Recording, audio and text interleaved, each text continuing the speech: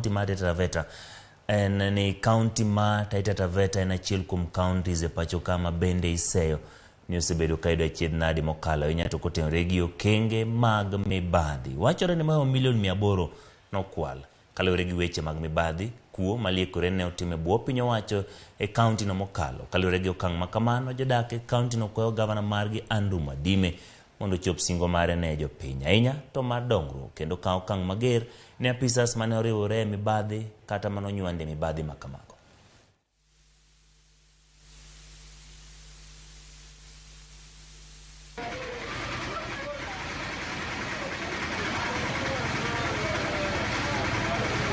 Kuna viongozi wa county government wa awamu iliyokuwa imetoka ambao walikuwa chini ya uchunguzi na Ethics and Corruption Commission. Lakini kama wananchi ni kwamba hilo swala hatuwezi kujua kufikia sasa lilifikia wapi, kwa sababu hatukupata majibu sahihi baada ya huo uchunguzi ulipokuwa umefanywa. Pesa ya umma iliporwa ama ilifujwa na wananchi wakakosa maendeleo ambao walifaa kuwa wanayapata. Pesa ikaenda kwa mfuko ya watu binafsi.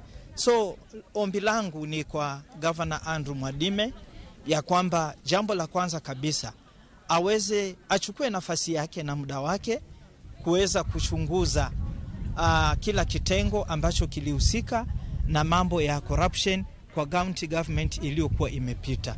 Corruption yenye imefanyika, nina ukweli kushirikiana na serikali kuu ya Mheshimiwa William Samoei Ruto. Ninaamini kwamba wote waliokuwa wamevuja fedha za mwananchi, na sisi tunamsukuma tena gavana wetu kwamba hao wote waliovuja hiyo pesa tuwapeleke kotini.